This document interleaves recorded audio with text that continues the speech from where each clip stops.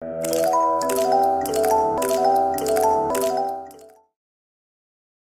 friends and welcome to the Recon Civil Academy online classes. So today is the second video of soil and मैं start करने से पहले थोड़ा सा आपको रिवाइज करा दूं कि हमने फर्स्ट वीडियो में क्या किया था। हमने मोस्टली उसकी हिस्ट्री और टाइप ऑफ सॉइल्स पढ़े थे और ट्रेजा की as a father of soil mechanics मैंने आपको बताया था।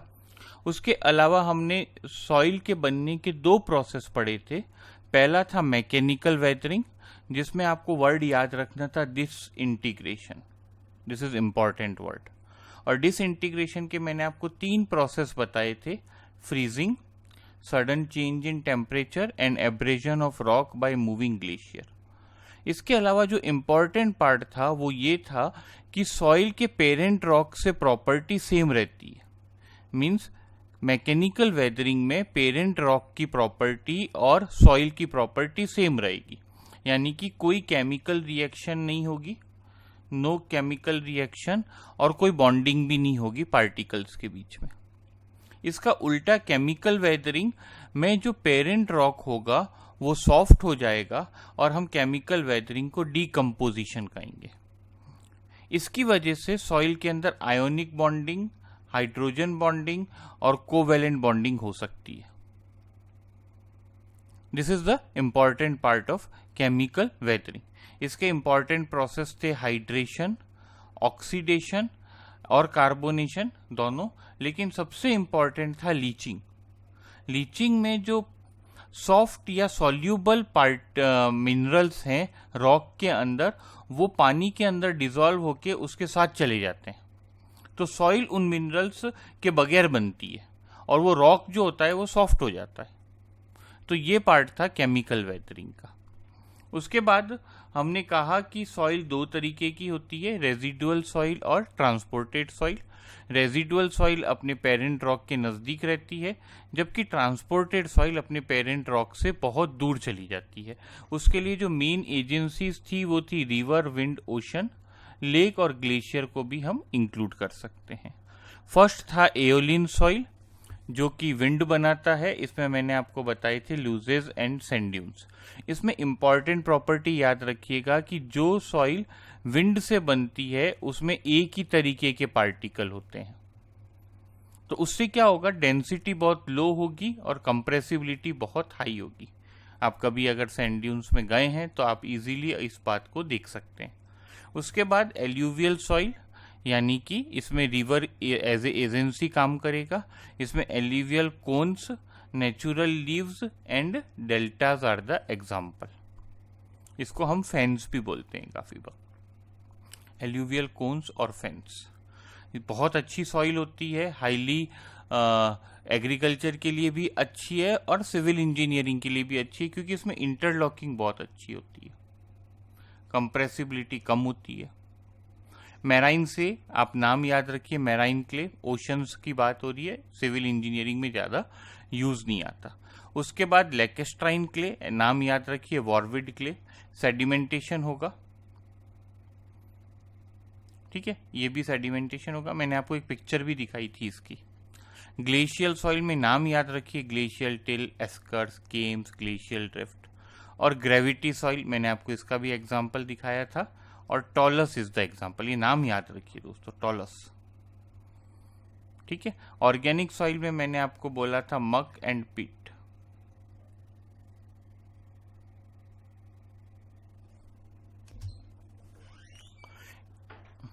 इसके अलावा हम लोगों ने पढ़ा था कि 75 माइक्रोन के नीचे हमको पार्टिकल नेकेड आई से इंडिविजुअल नहीं दिख सकते, वो फिर हमको एक साथ जुड़े हुए ही दिखेंगे, ठीक है। 75 माइक्रोन से 2 माइक्रोन तक आपको माइक्रोस्कोप यूज़ करना पड़ेगा, और उसके नीचे का अगर आपको पार्टिकल देखना है तो आपको इलेक्ट्रॉन माइक्रोस्कोप यूज़ करना पड़ेगा।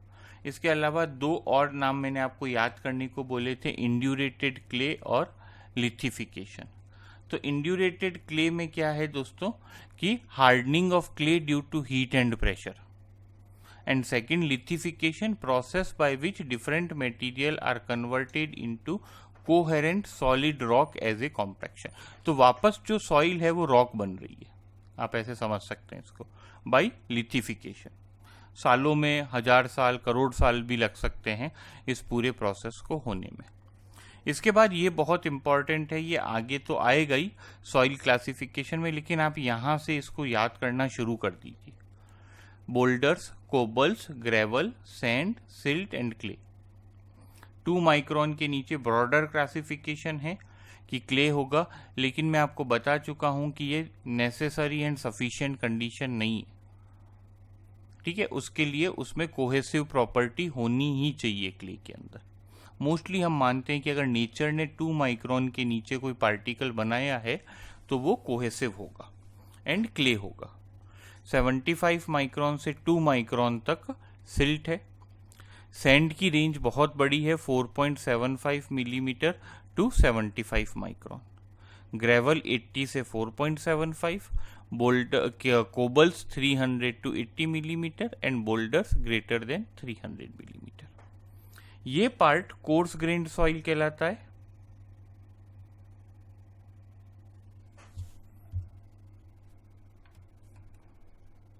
और ये पार्ट फाइन ग्रेन्ड सॉइल कहलाता है। This is fine grand and this is course grand. ये हम लोगों ने पढ़ लिया था दोस्तों, जस्ट थोड़ा सा रिवाइज कर लेते हैं क्योंकि फर्स्ट इनिशियल डेज है, अगर फंडामेंटल गड़बड़ हो गए तो आगे फिर दिक्कत आएगी। इसके बाद हमने सबसे इंपॉर्टेंट कहा था सॉइल फेज रिलेशनशिप। इसको आप समझिए, कोई डाउट हो व्हाट्सएप करके जरूर पूछ लीजिएगा क्योंकि ये बहुत इंपॉर्टेंट फंडामेंटल है। तो इसमें हमने कहा था कि सॉइल को हम 3 फेज में डिवाइड कर सकते हैं। सॉलिड, तो यहाँ सिर्फ सॉलिड है दोस्तों, यहाँ ना हवा है ना पानी है। वाटर, यहाँ सिर्फ पानी है। और एयर, यहाँ सिर्फ हवा है। इसका मास हम 0 लेंगे, इसका मास mw, कोई जो भी मास आएगा, और ms, मास ऑफ सॉलिड। इसके करस्पॉन्डिंग इसका वॉल्यूम vs, इसका वॉल्यूम vw, इसका वॉल्यूम va। ये कैसे निकाला अभी नहीं बात कर रहे हैं, आप ये मत सोचिएगा ये कैसे निकालेंगे, ये थोड़ा एडवांस सोचिएगा मत, ओके। अभी तक यहीं रखिए, कैसे निकाला है आगे एक्सपेरिमेंट्स आएंगे तो हम लोगों को पता चल जाएगा कि इन चीज़ों को निकालना कैसे। इसके बाद सॉइल जो 3 फेज है वो 2 फेज भी बन सकती है। तो 2 फेज बनने के लिए अगर हवा पूरी चली जाए तो ऐसी सॉइल क्या कहलाएगी? सैचुरेटेड सॉइल, ठीक है। या हवा या तो निकल जाए या हवा में पूरा पानी आ जाए, both are the same thing. तो उसमें क्या हुआ कि सिर्फ पानी और सॉलिड है, that is a fully saturated soil. और दूसरा हो सकता है हवा और सॉलिड, यानी कि ये पूरा पानी किसी वजह से चला गया है और सिर्फ हवा रह गई है, तो एयर एंड सॉलिड, तो ये ड्राई सॉइल हो गई।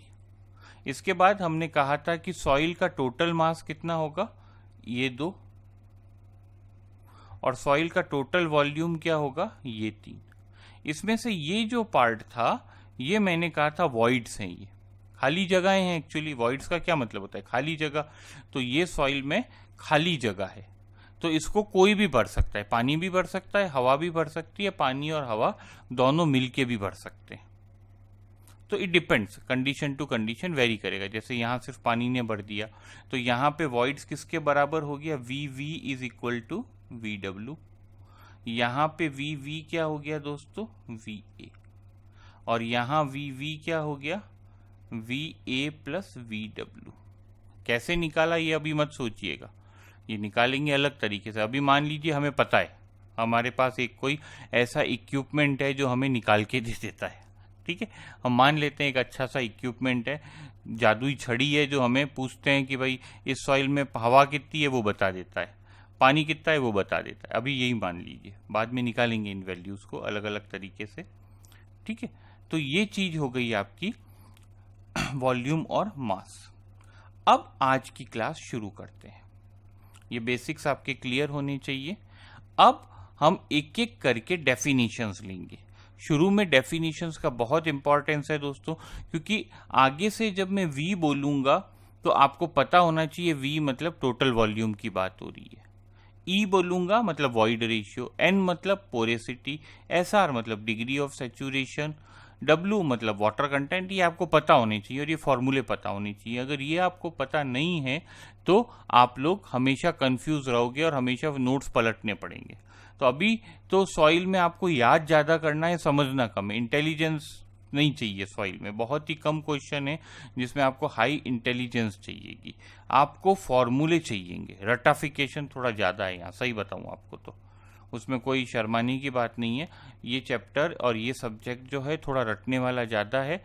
न्यूमेरिकल्स स्ट्रेट फॉरवर्ड आते हैं, एम्पेरिकल फॉर्मूले पे बेस्ड आते हैं, इजीली हो जाते हैं। ये theory of structure, strength of material या जो स्ट्रक्चर वाला पार्ट है वो नहीं है कि आपको एक फॉर्मूले पे 1000 क्वेश्चन बन जाएंगे अलग अलग तरीके से और आप सोचते रहो फ्री बॉडी डायग्राम कैसे बना, रिएक्शन कैसे आई। ऐसा यहाँ कुछ नहीं होने वाला है। Simple formula, simple answer, simple question, simple answer, इस तरीके से हम आगे बढ़ेंगे। तो चलिए अब लेते हैं पहला इंपॉर्टेंट पार्ट की डेफिनेशन, वो है वॉइड रेशियो। हम पहले जो कुछ डेफिनेशंस लेंगे वो वॉल्यूमेट्रिक है। मैं आपको बताऊंगा वॉल्यूमेट्रिक मतलब वॉल्यूम्स की रेशियोज हैं। तो अब आप देखिए यहाँ पे आपके पास 3 चीजें हैं। तो वॉइड रेशियो की डेफिनेशन क्या है? E is equal to volume of void over volume of solid. यहां से ये और ये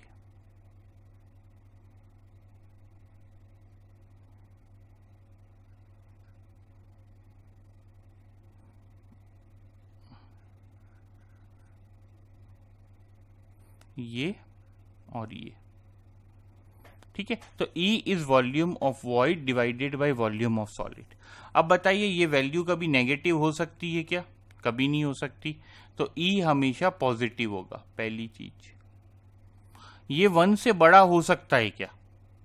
is E can be greater than 1 और नॉट? 0 से बड़ा होगा या नहीं? 2 बातें पूछ रहा हूं आपसे, 0 हो सकता है क्या और 1 से बड़ा हो सकता है क्या? तो देखिए थ्योरेटिकली तो आप कह सकते हो 0 हो सकता है। कब? जब वॉल्यूम ऑफ वॉइड 0 हो जाए। प्रैक्टिकली नामुमकिन है, ऐसी कोई सॉइल हो ही नहीं सकती जिसका कि वॉल्यूम ऑफ वॉइड 0 हो जाए, ठीक है। तो हम कहेंगे कि ये कोई भी पॉजिटिव वैल्यू ले सकता है। अब ये 1 से बड़ा हो सकता है क्या? बताइए, फॉर्मूला देख के हो सकता है, क्या प्रॉब्लम है? इतनी सी सॉलिड है और इतनी सारी हवा है, या वाटर है, या हवा और वाटर दोनों है, तो क्या होगा? वॉल्यूम ऑफ सॉलिड ये और वॉल्यूम ऑफ वॉइड ये, तो ये ग्रेटर देन 1 हो गया। 1 क्या? 1 से बहुत बड़ा हो गया। और ऐसा फील्ड में या प्रैक्टिकली होता भी है। एक सॉइल है बेंटोनाइट, जो वॉल्केनो फूटता है, उसके वॉल्केनिक ऐश से जो चीज सॉइल निकलती है उसको क्या बोलते हैं दोस्तों? बेंटोनाइट, ठीक है। ये बहुत ही फर्टाइल सॉइल होती है, ठीक है। इसका वॉइड रेशियो करीब करीब 5.2 होता है, वेरी हाई। ऑर्गेनिक सॉइल का वॉइड रेशियो हमेशा ज्यादा होना चाहिए, तभी तो वहां प्लांट वगैरह आ सकेंगे, इज इट ओके, और उनकी जड़ें फैल सकेगी।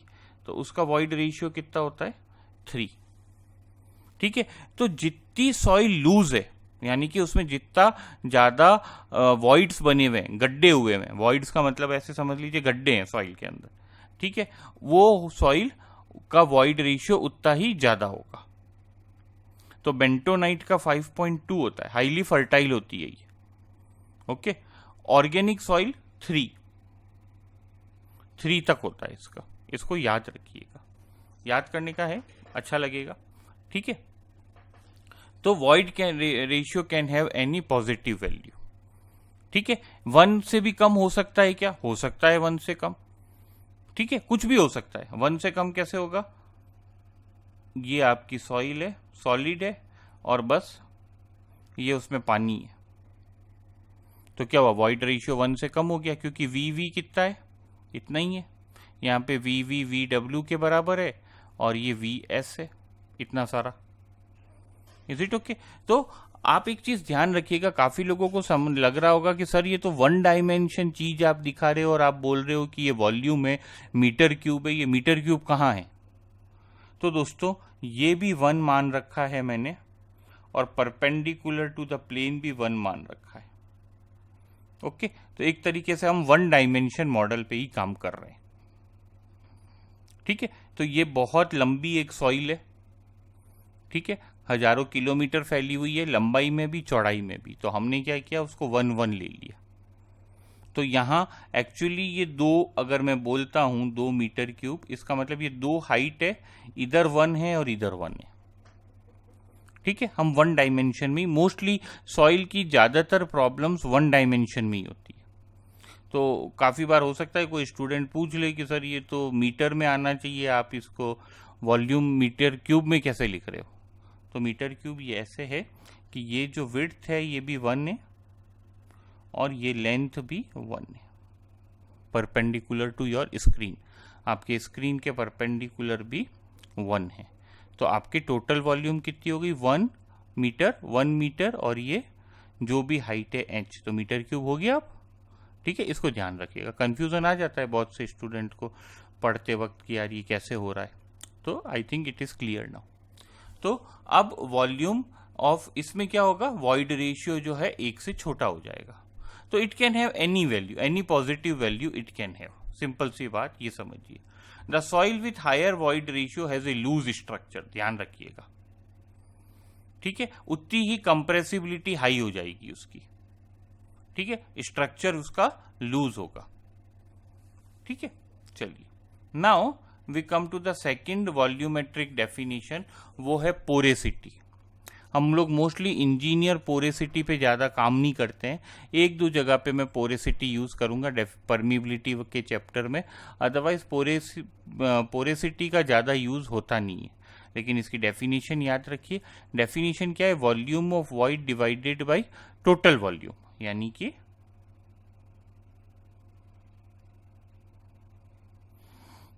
ये वॉल्यूम ऑफ सॉलिड, ये वॉल्यूम ऑफ वाटर, ये वॉल्यूम ऑफ एयर, ये टोटल वॉल्यूम क्या हो गई? वॉल्यूम ऑफ वॉइड, ये हो गया वॉल्यूम ऑफ सॉलिड। ठीक है, और टोटल वॉल्यूम कितनी हो गई है? V। तो N की डेफिनेशन क्या है दोस्तों? V over V। ठीक है, जबकि E क्या था? Volume of void over volume of solid. अब आप देखिए इंजीनियरिंग में ये इंपॉर्टेंट क्यों है, ये इंपॉर्टेंट क्यों नहीं है? क्योंकि इंजीनियरिंग में मोस्टली क्या होता है? सेटलमेंट होता है। ठीक है, तो सेटलमेंट में क्या होगा? ये भी कम होगा और ये भी कम होगा, और तो सॉइल कहीं जा नहीं रही है, आपकी लेयर यहां पर है, तो वॉल्यूम ऑफ सॉलिड तो कांस्टेंट है, टोटल वॉल्यूम भी कम हो गई और वॉल्यूम ऑफ वॉइड भी कम हो गया। तो आपको ये चीज एन में दिखेगी नहीं, हो सकता है कि पोरेसिटी वहीं की वहीं रह जाए, तो आपको पता ही नहीं चलेगा सेटलमेंट हुआ कि नहीं हुआ। लेकिन अगर आप ई में आओगे तो वी एस तो कांस्टेंट है और वॉल्यूम कम हुई, इसका मतलब वी वी कम हुआ। तो अगर आपका ई जो है घट रहा है तो इसका मतलब क्या हुआ कि सॉइल में कॉम्पैक्शन हो रहा है, कंसोलिडेशन हो रहा है, कंप्रेसिबिलिटी आ रही है। तो E is a better indicator than N. ये इंटरव्यू में पूछ लिया जाता है कि वॉइड रेशियो ज़्यादा इंपॉर्टेंट इंजीनियरिंग पैरामीटर क्यों है, पोरेसिटी कम पैरामीटर क्यों है। उसका रीज़न का आंसर क्या है कि यहाँ अगर वॉल्यूम चेंज होती है तो दोनों पैरामीटर चेंज हो जाएंगे, तो आपको एग्जैक्ट नहीं पता चलेगा कि हुआ क्या है। लेकिन यहाँ पे क्या होगा, आपको एग्जैक्टली पता चल जाएगा कि वो अगर वॉइड रेशियो बढ़ रहा है तो क्या हो रहा है, वॉइड रेशियो घट रहा है तो सॉइल में क्या हो रहा है।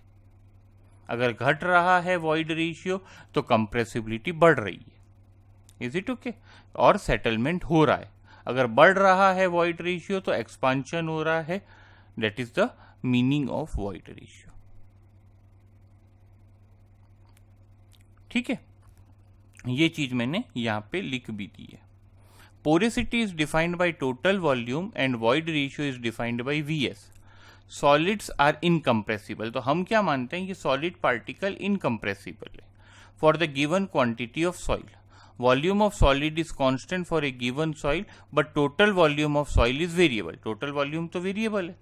Thus, in soil mechanics, void ratio is a better parameter to understand soil in comparison to porosity.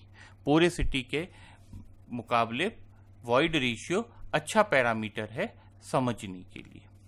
अब एक रिलेशन है जो मैं आपके लिए डिराइव कर रहा हूं, उस डेरिवेशन को देखिए कि E की डेफिनेशन क्या है, VV ओवर VS। इसको मैं उल्टा लिख दूं क्या, 1/E is equal to VS over VV। अब मैं दोनों साइड में 1 ऐड कर देता हूं, VS ओवर VV प्लस 1। तो आपको क्या मिल गया दोस्तों, 1 plus E over E is equal to VS plus VV over VV। अब ये क्या है दोस्तों, ये तो टोटल वॉल्यूम है। तो अब मैं क्या लिख सकता हूं, 1 plus E over E is total volume divided by VV। अब अगर आप पोरेसिटी का फॉर्मूला देखो तो ये क्या है, N is equal to VV over V, और मैं क्या लिख सकता हूं, 1/N is equal to V over VV। तो इस चीज को मैं क्या लिख सकता हूं, 1/N, यानी कि 1 plus E over E is equal to N, और you can say that E is equal to N over 1 minus N। इसको सिंप्लीफाई कर दीजिए तो ये फॉर्मूला और ये फॉर्मूला सेम है, ठीक है, और ये यहां लिखा हुआ है, ये इसका डेरिवेशन है। बहुत सारे तरीके हैं इसको डिराइव करने के, it is one of them. मुझे ये डेरिवेशन अच्छा लगता है तो मैंने आपको इस तरीके से इसको बता दिया, ठीक है। और आप डिराइव, अगर आप इंजीनियरिंग सर्विसेज या गेट की तैयारी कर रहे हैं ऑब्जेक्टिव की, तो ये डेरिवेशन आपको याद नहीं रखेंगे तब भी चलेगा, आपको ये फॉर्मूला याद होना चाहिए क्योंकि इस पे क्वेश्चन आए हुए हैं। तो आप उस समय डिराइव करने मत बैठिए, इस फॉर्मूले को याद कर लीजिए, E is equal to N over 1 minus N, या 1 plus E over E is equal to N। This is a good formula to remember. Question आते हैं उस समय आप इतना डेरिवेशन करने का हमारे पास टाइम नहीं होता है, सिंपल डेरिवेशन है but we don't have the time to do it, तो बेटर है कि आप इसको पहले ही कर लें। Now come to the third volumetric definition, degree of saturation. तो डिग्री ऑफ सैचुरेशन में इस हिस्से को मिटा देता हूं सो डेट कि आप लोगों को अच्छे से समझ में आएगा। अब नेक्स्ट है डिग्री ऑफ सैचुरेशन। अगेन ये वॉल्यूमेट्रिक रेशियो है। ये क्या है, volume of water divided by volume of void, यानी कि हम सिर्फ वॉइड में पानी को देख रहे हैं। डिग्री ऑफ सैचुरेशन का मतलब क्या है कि हम सिर्फ वॉइड में पानी को देख रहे हैं, ठीक है। तो ये एयर हो गया, ये वाटर हो गया। तो अब डिग्री ऑफ सैचुरेशन क्या है दोस्तों, VW divided by VV। VV क्या है, V एयर प्लस VW, ठीक है। तो ये डिग्री ऑफ सैचुरेशन हो गया। अब अगर आप देखेंगे तो इसकी मिनिमम वैल्यू कितनी हो सकती है, 0। जब वाटर है ही नहीं सॉइल के अंदर, ड्राई है, तो इसकी वैल्यू कितनी हो जाएगी, 0। इसको हम SR से रिप्रेजेंट करेंगे डिग्री ऑफ सैचुरेशन को, ठीक है। और मैक्सिमम कितना हो सकता है, जब पूरा पानी भरा हुआ हो, यानी कि volume of void is equal to volume of water, ठीक है। तो उस समय क्या हो जाएगा, ये 1 हो जाएगा। और अगर आप परसेंटेज निकाल रहे हो तो 100 से मल्टीप्लाई कर दीजिए, तो क्या हो सकता है, 0 और 100%, ठीक है। तो परसेंट करने के लिए 100 से मल्टीप्लाई कर दीजिए, सिंपल मैथमेटिक्स है। तो इसमें क्या होगा कि डिग्री ऑफ सैचुरेशन की वैल्यू 0 से 1 के बीच में ही जाएगी एब्सोल्यूट टर्म्स में, और परसेंटेज में 0 से 100% के बीच में ही घूमेगी। This is the definition of degree of saturation, ठीक है। तो ड्राई सॉइल की डिग्री ऑफ सैचुरेशन कितना होगा दोस्तों, 0। और सैचुरेटेड सॉइल जब हम बोलेंगे तो उसका डिग्री ऑफ सैचुरेशन कितना होगा, 1। अब मैं आपको एक और इम्पॉर्टेंट डेफिनेशन यही बता देता हूं, ठीक है, जो कि पानी से ही रिलेटेड है लेकिन अलग तरीके से। वो क्या है? वो है वाटर कंटेंट। ये भी सॉइल का पानी दिखाती है, डिग्री ऑफ सैचुरेशन भी सॉइल का पानी दिखाती है, लेकिन दोनों में फर्क है। ये जो डिग्री ऑफ सैचुरेशन ने पानी दिखाया, ये टोटल वॉल्यूम ऑफ वॉइड के रेस्पेक्ट में दिखाया। अब सेकंड जो डेफिनेशन है वाटर कंटेंट की, वो डेफिनेशन क्या है? Mass of water over mass of solid. तो अब देखिए इसमें क्या हो सकता है कि ये वैल्यू 0 से लेके कहीं तक भी जा सकती है। अगर सॉइल ड्राई है तब तो वाटर कंटेंट कितना हो गया? 0। लेकिन अगर सॉइल में पानी है, मान लीजिए ये इसका सॉलिड है, अब पहले सॉइल में इतना पानी था, फिर पानी बढ़ता गया, तो क्या हुआ? वाटर कंटेंट बढ़ता चला जाएगा, जबकि डिग्री ऑफ सैचुरेशन में कुछ होगा ही नहीं, क्योंकि जितना पानी बढ़ रहा है उतना ही वॉइड रेशियो भी बढ़ रहा है। Is it okay? तो हो सकता है कि डिग्री ऑफ सैचुरेशन 1 ही रहे, लेकिन वाटर कंटेंट चेंज होता रहे, और होगा भी। आगे जब हम liquid limit, plastic limit, shrinkage limit पढ़ेंगे तो हम देखेंगे कि वहां डिग्री ऑफ सैचुरेशन तो 1 ही है, उसमें तो कोई चेंज ही नहीं आ रहा है। चेंज कहाँ आ रहा है? आपका वाटर कंटेंट में चेंज आ रहा है। तो ध्यान रखिए, वाटर कंटेंट की डेफिनेशन सबसे इंपॉर्टेंट होगी आगे जाके, वो है mass of water over mass of solid multiply by 100, अगर आप परसेंटेज में कर रहे हैं तो, और अगर आप परसेंटेज में नहीं कर रहे हैं तो आप 100 को अवॉइड कर सकते हैं। ठीक है। अगेन बेंटोनाइट, बेंटोनाइट का वाटर कंटेंट 500% तक हो सकता है, यानी कि उसमें जितना सॉलिड है उससे 5 गुना ज्यादा पानी है। मान लेते हैं 1 किलो सॉलिड है तो कितना है? 5 किलो उसके अंदर पानी है। That is the meaning of water content.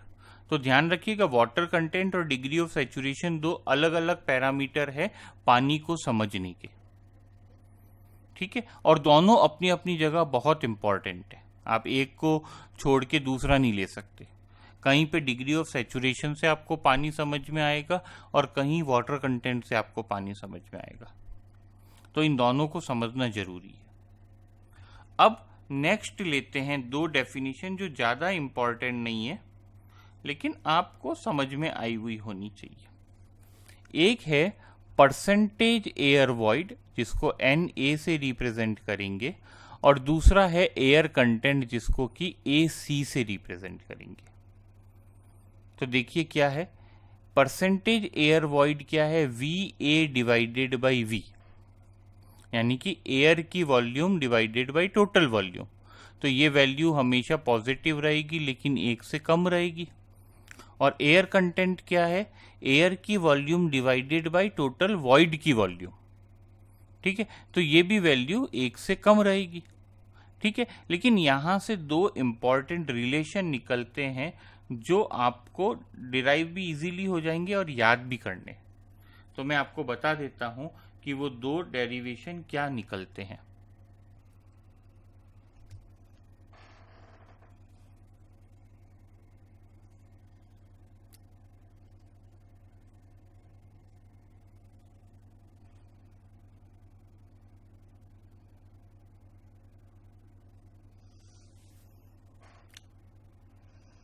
इसका एक सेकंड डेरिवेशन और देखिए,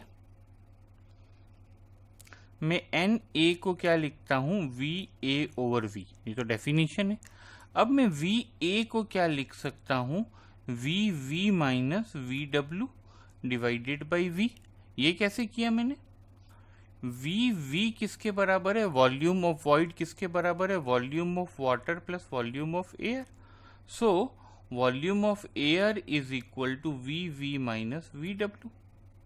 तो ये वैल्यू मैंने यहां से यहां ले आया। ठीक है, अब मैं VV कॉमन ले लेता हूं, तो VV by V is equal to 1 minus VW by V। अब देखिए VV बाई V क्या है? पोरेसिटी। ये क्या है? पोरेसिटी। तो A is equal to N multiply by 1 minus ये क्या है दोस्तों, S R, degree of saturation. तो N A is equal to N 1 minus S R, ये सेकेंड पार्ट हो गया, ये फर्स्ट पार्ट हो गया। सिंपल डेरिवेशन है, ठीक है, ये आप ध्यान रखिएगा। और ध्यान रखिएगा ये एस आर एब्सोल्यूट टर्म्स में है, परसेंटेज में नहीं है, ध्यान रखिएगा। ये 1 माइनस है, अगर आपको परसेंटेज करना है तो फॉर्मूला क्या हो जाएगा, n into 100 minus S are. इसको ध्यान रखिएगा, ये दो चीजें को एब्सोल्यूट कब करना है, परसेंटेज कब करना है, इसमें गड़बड़ कर दी तो पूरा आंसर गड़बड़ हो जाएगा। अब आते हैं दोस्तों बहुत ही इंपॉर्टेंट पार्ट पे, बहुत इजी लगता है लेकिन ये पूरे जियोटेक की जान है, वो है डेंसिटी, ठीक है, यूनिट मास, यूनिट वेट, ठीक है।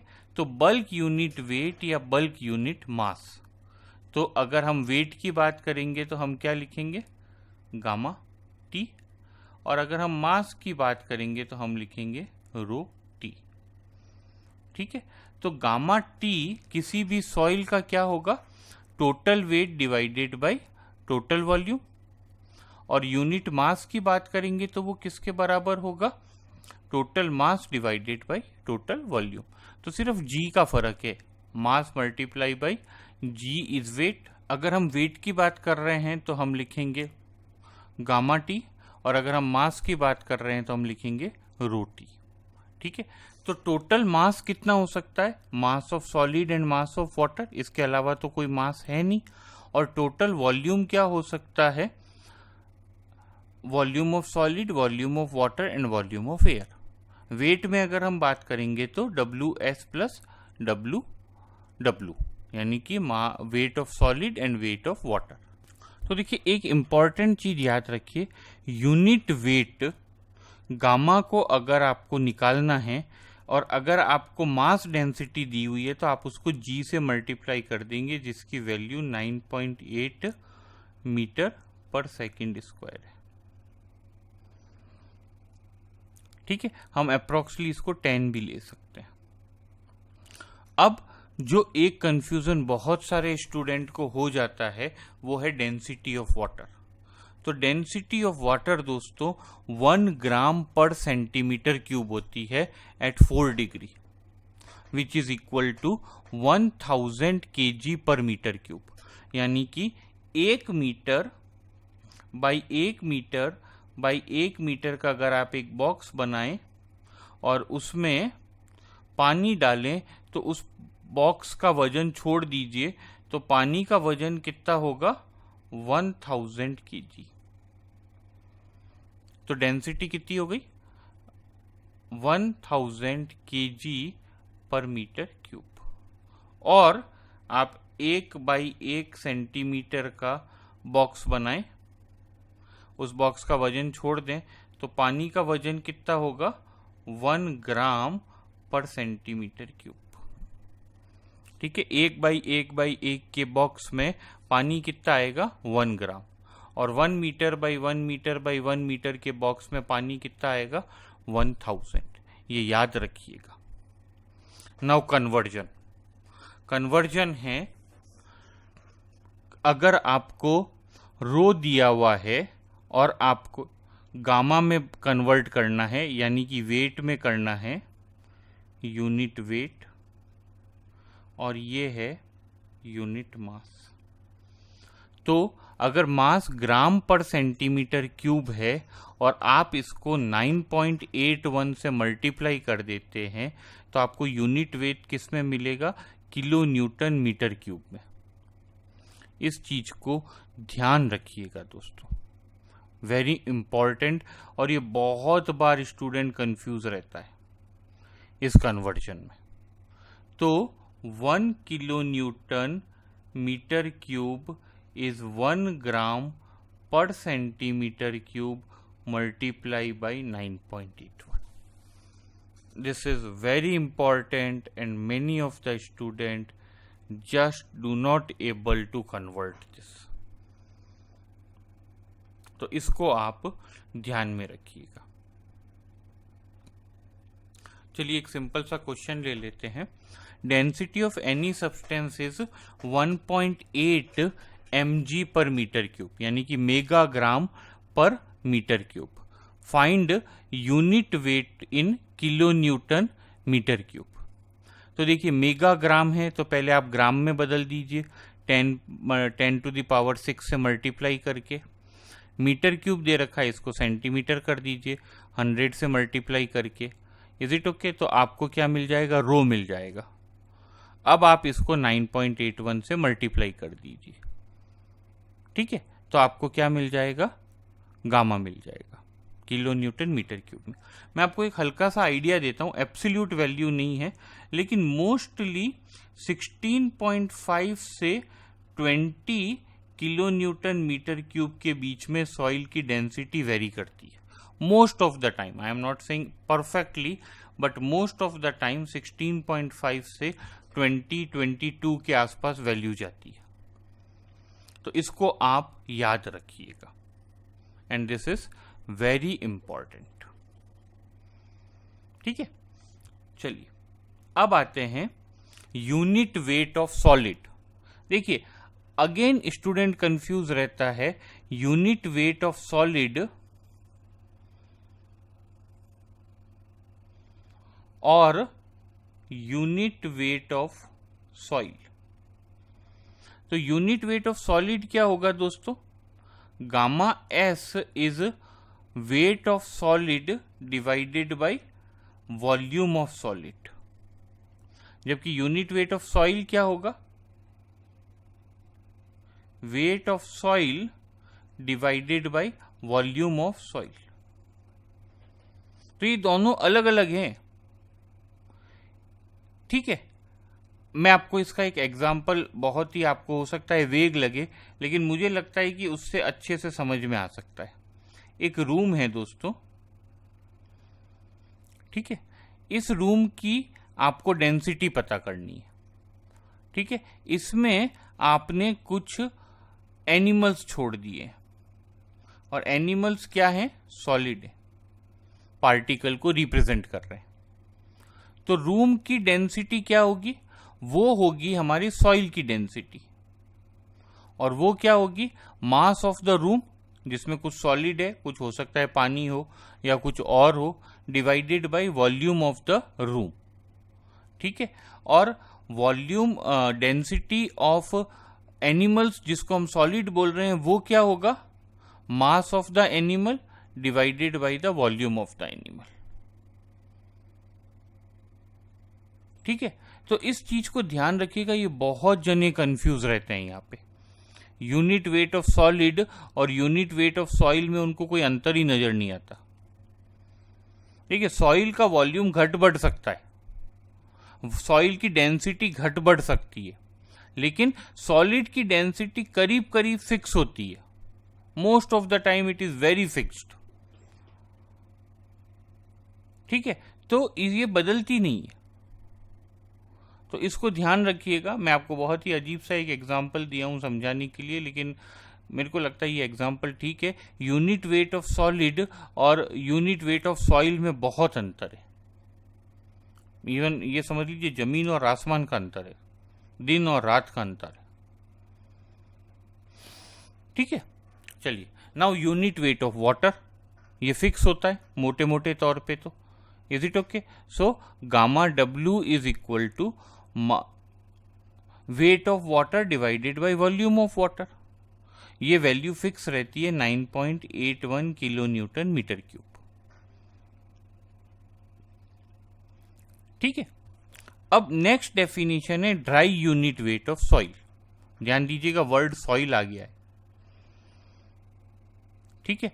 तो dry unit weight of soil क्या होगा? हम इसको किससे रिप्रेजेंट करेंगे? गामा D से, D फॉर ड्राई। तो अब अगर आपकी सॉइल ड्राई है तो इसमें क्या क्या मिलेगा आपको? सॉलिड और एयर।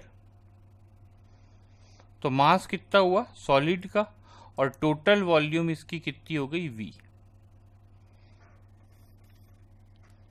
तो गामा डी किसके बराबर हुआ, डब्ल्यू एस, ठीक है। मास लिया, अगर आप केजी में नाप रहे हो तो एम लिख दीजिए, किलो न्यूटन में नाप रहे हो तो एम डब्ल्यू एस लिख दीजिए, ये ज़्यादा फर्क नहीं है। तो W S divided by we,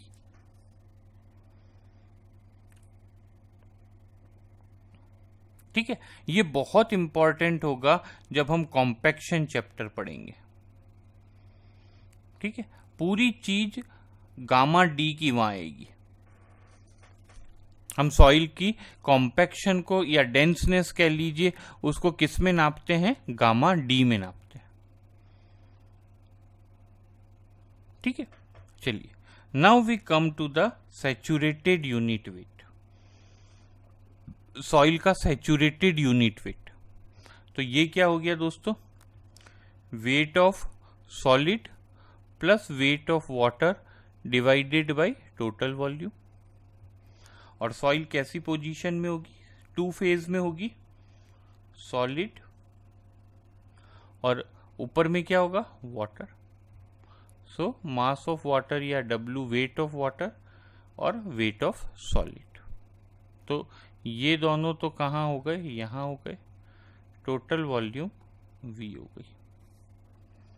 अब एक बहुत ही इंपॉर्टेंट डेफिनेशन, और वो क्या है, सबमर्ज यूनिट वेट। तो देखिए दोस्तों, इसमें काफ़ी स्टूडेंट कंफ्यूज रहते हैं, और कंफ्यूज होना लाजमी भी है क्योंकि बहुत ही अजीब सा चीज़ है। तो एक्चुअल में मेरे हिसाब से इट इज़ माय व्यू कि सबमर्ज यूनिट वेट या बायोन्स यूनिट वेट नाम की कोई चीज़ होती ही नहीं है। ये एक फिनोमिना है जो किसने दिया था, ये आर्चिमेडीज ने दिया था। Is it okay, great scientist, ठीक है, जिसने कि ये प्रिंसिपल दिया था कि जब कोई चीज पानी के अंदर सबमर्ज होती है तो उस पे एक बायोन्स फोर्स लग जाता है। तो ये किसने दिया था दोस्तों, आर्चिमेडीज ने ये प्रिंसिपल दिया था, ठीक है, सबमर्ज यूनिट वेट का, ग्रेट साइंटिस्ट, ठीक है। तो gamma submerge is equal to gamma saturated minus gamma W. तो देखिए इन दोनों में फर्क समझिए, सबमर्ज और सैचुरेटेड में क्या फर्क है, ठीक है। मैं आपको एक बहुत ही सिंपल तरीके से समझाता हूं, आपको लगेगा फनी है लेकिन मुझे लगता है सबसे सही है। आप एक स्विमिंग पूल के अंदर है, मैं अच्छे से नहीं बना पाऊंगा तो हंसिएगा मत, ठीक है। ये स्विमिंग पूल है, आप इसके अंदर स्विम कर रहे हैं, तो आप क्या हैं, सबमर्ज है। अब आप पूरे गीले हैं, टॉवल का यूज नहीं किया है आपने, और आप बाहर आ गए, तो आपकी बॉडी क्या है, सैचुरेटेड है, ठीक है। तो this is a two different thing. अगर एक सॉइल पूरी तरीके से पानी के अंदर है, जैसे कि एल्यूवियल सॉइल बेड की या ओशन की, ओशन यहां तक है, is it okay, water table जिसको हम बोलेंगे बाद में, ओशन अभी तो मैं आपको सिर्फ समझाने के लिए बता रहा हूं, और इसके बेस में एक सॉइल है, तो ये क्या है, सबमर्ज है, ठीक है। या एक नदी का बेड है और उसके ऊपर एक नदी बह रही है, तो ये क्या है, सबमर्ज है। अब जैसे जैसे गर्मी आई, नदी का लेवल कम होता गया, और लास्ट में ऐसा हुआ कि सॉइल सैचुरेटेड तो है लेकिन सबमर्ज नहीं है, और उसके कुछ दिनों बाद क्या होगा, सॉइल सैचुरेटेड भी नहीं रहेगी, पूरा पानी इवोपरेट हो जाएगा, सॉइल ड्राई हो जाएगी। तो पहले जब बारिश का समय था तो सॉइल क्या थी, सबमर्ज थी। उसके बाद विंटर आई तो सॉइल क्या हो गई, सैचुरेटेड हो गई, और समर आई तो सॉइल ड्राई हो गई। तो सबमर्ज एक फिनोमिना समझिए। तो इसमें क्या होता है, डेंसिटी घट जाती है, और जब डेंसिटी घटती है ना तो बहुत हालत ख़राब होती है। मैं आपको बताऊंगा जब हम इफेक्टिव प्रेशर पढ़ेंगे तो वहाँ ये आएगा, इज इट ओके, तो वहाँ इसको डिस्कस करेंगे। बट अभी के लिए आप फॉर्मूला याद रखिए, gamma submerge is equal to gamma saturated minus gamma W. ये बहुत इंपॉर्टेंट पार्ट है, ठीक है। अब last and foremost part, again student confuse रहता है, इसको मैंने जी लिखा है क्योंकि मुझे जी बेटर लगता है, लेकिन कुछ बुक्स इसको जी एस लिखती है, वो भी अपनी जगह पे ठीक है, दोनों ठीक है, बट ठीक है, मेरे को जी लगता है तो मैंने पूरे नोट्स में करीब करीब जी ही रखा है। और कुछ books through out G S लिखती है, और ये क्या है, ये स्पेसिफिक ग्रेविटी ऑफ सॉलिड है दोस्तों। अगेन ध्यान रखिए, सॉइल नहीं है, सॉलिड है।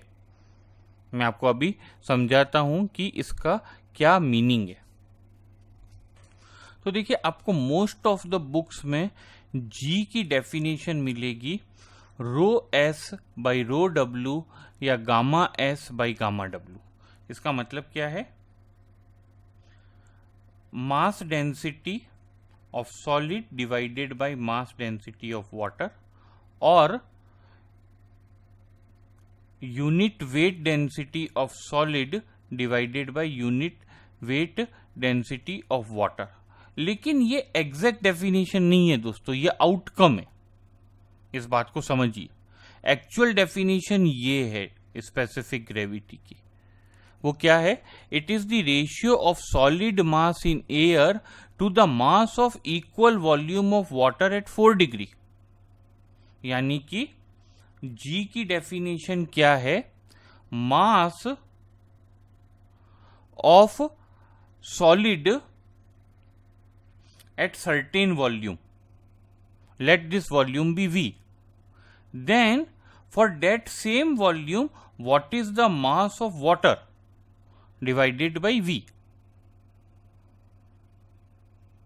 ठीक है, तो अगर आप 1 cc का सॉलिड ले रहे हैं, ठीक है, 1 cc की सॉलिड ले रहे हैं और उसमें उस सॉलिड का मास आता है ms, तो 1 cc में पानी का मास कितना आएगा, वो आएगा mw। तो g का फॉर्मूला क्या हुआ, ms over mw at 1 cc। ये इसकी डेफिनेशन है, और ये आगे बहुत इंपॉर्टेंट होगी जब मैं एक दो डेरिवेशन कराऊंगा आपको। तो इस फॉर्मूले को हम यूज करेंगे तो हम बहुत कुछ समझेंगे, इस फॉर्मूले को यूज करेंगे तो कुछ नहीं समझेंगे। हालांकि यहां से ये फॉर्मूला डिराइव हो जाता है, क्योंकि ms ओवर v क्या है, रो s, और mw ओवर v क्या है, रो w। तो g किसके बराबर हुआ, रो s ओवर रो w। लेकिन डेफिनेशन ये नहीं है, डेफिनेशन ये है। और एट 4 डिग्री, ध्यान रखिएगा, पानी की डेंसिटी कहाँ लेनी है, 4 डिग्री पे लेनी है आपको, या पानी का मास जो लेना है वो कहाँ लेना है, 4 डिग्री पे लेना है। प्रैक्टिकली सॉइल के सॉलिड का जी बदलता नहीं है, ये कांस्टेंट रहता है। ओके, इसकी रेंज याद रखिएगा, बहुत इंपॉर्टेंट है, 2.5 टू 2.9। ठीक है, और प्रिसाइजली याद रखना है तो ये याद रखिए, ये मैंने अपने समय में हमेशा याद रखता था। कोहिजनलेस सॉइल का जी 2.65 होता है, बहुत सारी बुक में इसको जी एस लिखते हैं, विच इज ऑल्सो राइट, मैं उसको गलत नहीं बोल रहा। ठीक है, मैं इसको जी लिखता हूं। ओके, और जी फॉर कोहेसिव सॉइल इज 2.9। तो कोहिजन लेस सॉइल का जी याद कर लीजिए, कुछ को न्यूमेरिकल में 2.65 मिलेगा, कुछ में आपको ये 2.7 भी मिल सकता है, और ये आपको 2.8 भी मिल सकता है, 2.9 भी मिल सकता है, मोस्टली क्वेश्चन में दिया हुआ होता है। But this is very important. ठीक है, मैं आपको फिर से बता दूं, जी क्या है, जी है mass of solid at a given volume divided by mass of water at the same volume. ठीक है, अब बाई क्या हो रहा है, ये चीज बन जा रही है रो एस, और ये चीज बन जा रही है रो डब्ल्यू। तो आपको फॉर्मूला मिलता है G is equal to rho S by rho W, और गामा में करेंगे तो gamma S by gamma W. ये बुक्स ऐसे लिखती है इसको। ये बहुत इंपॉर्टेंट है, बहुत इंपॉर्टेंट। आगे इसके बगैर काम नहीं चलेगा। और ध्यान रखिए, मैं बार बार बोल रहा हूं अभी, ये स्पेसिफिक ग्रेविटी ऑफ सॉलिड है। ये इतना बड़ा लिख दिया है, सॉलिड, नॉट सॉइल। सॉइल की स्पेसिफिक ग्रेविटी क्या होगी? अब 1 मिनट के लिए मैं पूछ लूं तो वो होगी mass of soil at particular volume divided by mass of water at the same volume. ये दोनों वॉल्यूम सेम है, यानी कि ये हो जाएगा rho soil divided by rho water at 4 degree. ध्यान रखिएगा ये कहाँ हो रहा है? एट 4 डिग्री हो रहा है। ठीक है दोस्तों, तो चलिए एक बार रिवाइज कर लेते हैं, क्योंकि कल से हम लोग न्यूमेरिकल्स और कुछ डेरिवेशंस में एंटर कर जाएंगे। तो अब देखिए, बेसिक चीज हमने जो आज पढ़ी है वो है ई की definition, volume of void over volume of solid. N हमने पढ़ा है वो है volume of void divided by total volume. इसके बाद हमने एक रिलेशन पढ़ा, E is equal to N over 1 minus N। इसको ध्यान रखिएगा, दिस इज इंपॉर्टेंट। इसके बाद हमने डिग्री ऑफ सैचुरेशन SR पढ़ा, VW बाई VV। इसके बाद हमने वाटर कंटेंट पढ़ा, मास of water over mass of solid. इसके बाद हमने परसेंटेज एयर वॉइड NA पढ़ा, जो था VA divided by V into 100। और एयर कंटेंट AC पढ़ा, वो था VA डिवाइडेड बाई VV। इससे हमने एक रिलेशनशिप निकाला, वो था NA is equal to NAC। और दूसरा रिलेशन निकाला NA is equal to N into 1 minus SR। और मैंने आपको दोनों के डेरिवेशन भी करा दिए। हमने बल्क डेंसिटी का फॉर्मूला पढ़ा, जिसको हमने लिखा gamma T is equal to WT divided by V। WT मतलब टोटल वेट, तो हम इसको क्या लिख सकते हैं? टोटल डेंसिटी भी लिख देते हैं बहुत बार, या बल्क डेंसिटी भी लिख देते हैं। तो टोटल वेट क्या हो गया? मास of water, mass of solid, दो ही तो होता है। और टोटल वॉल्यूम क्या होगी? Volume of air, volume of water और वॉल्यूम ऑफ सॉलिड। और इसको हम क्या लिख सकते हैं? WW plus WS divided by VV plus VS। इसके बाद हमने ट्राई यूनिट वेट पढ़ा, गामा D, वो था mass of only solid divided by total volume. और सैचुरेटेड डेंसिटी हमने पढ़ी, वो थी मास of solid plus mass of water divided by total volume. इसके बाद हमने एक गामा सबमर्ज की डेफिनेशन पढ़ी, जो थी gamma saturated minus gamma W। ये आर्चिमेडाइज प्रिंसिपल पे बेस्ड थी। और लास्ट एंड मोस्ट इंपॉर्टेंट हमने G की डेफिनेशन पढ़ी, जो फॉर्मूले वाइज तो हमें क्या मिला? Rho solid divided by rho water. लेकिन एक्चुअल में ये क्या है? Mass of solid at a given volume divided by mass of water at a same volume. ये इसकी एक्चुअल डेफिनेशन है, जिसको कुछ बुक्स GS से लिखती है। ये सारी डेफिनेशंस बहुत इंपॉर्टेंट है दोस्तों, और ये एकदम आपको ना पूरी रटी हुई होनी चाहिए, कोई कंफ्यूजन नहीं, कुछ भी नहीं होना चाहिए इस पूरे में। 1 2 3 4 5 6 7 8 9 10 एंड सो ऑन। ये हार्ट बननेगी। अगर आपको ये सब कुछ क्लियर है तो आप देखेंगे आगे इस चीज़ें बहुत आसानी से आपको समझ में आएंगी। और अगर ये चीज़ों के आपको फॉर्मूले गड़बड़ हैं आपके दिमाग में, या आपके फॉर्मूले फिक्स नहीं है, आपको हर बार सोचना पड़ता है डिग्री ऑफ सैचुरेशन किसके बराबर होता है, वाटर कंटेंट किसके बराबर होता है, वॉइड रेशियो क्या होता है, पोरेसिटी क्या होती है, टोटल डेंसिटी क्या होती है, ड्राई डेंसिटी क्या होती है, तो आप कभी भी मुझको कैच नहीं कर पाएंगे। क्योंकि आज के बाद मैं ये मान के चलूँगा कि आपको ये सब कुछ याद है। The only problem in this teaching जो भी एक स्टूडेंट और टीचर में होता है कि टीचर ये मान लेता है कि स्टूडेंट को याद हो गया है, और स्टूडेंट को याद ही नहीं होता है।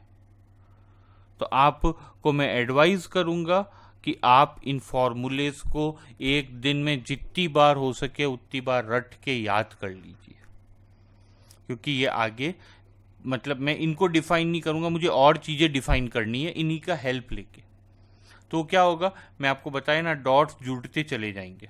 तो ये आज हमने फर्स्ट डॉट बना दिया है, कल मैं दूसरा डॉट बनाऊंगा और दोनों को जोड़ दूंगा, तीसरे दिन में तीसरा डॉट बनाऊंगा और जोड़ दूंगा। अब आपका ये डॉट तैयार नहीं है तो आपकी तो ये वाली चेन बन ही नहीं पाएगी, क्योंकि आपका ये डॉट ही तैयार नहीं है। डॉट तैयार नहीं है तो ये चेन कहाँ से बनेगी। तो I advise you, please please please आप इन डॉट्स को तैयार रखें, जिससे कि जब भी मैं इनको जोड़ूं आप इजीली मतलब एप्लीकेबल हो कि हाँ ठीक है। अब मान लीजिए एक डॉट बनाया उसका और इसको जोड़ दिया, ये लास्ट चैप्टर भी हो सकता है। लास्ट चैप्टर तक मैं E W G S R N इन्हीं में घूमता रहूंगा। ठीक है, तो मैंने आज बहुत कम टाइम लिया है, इजीली आपको पढ़ाया है। कोई डाउट हो प्लीज़ फील फ्री व्हाट्सएप करिए, कोई डर नहीं, कोई भी मत डरिए। और मैं मोस्टली आधे से 1 घंटे में हम लोग जवाब दे रहे हैं आप लोगों को। तो with that I hope you have enjoyed this video. इसको इंजॉय करिए। सॉइल सबसे ज़्यादा वेटेज है, चाहे अचाने अनजाने जो भी हो आपको पढ़ना ही है और मैक्सिमम इसकी तैयारी करिए।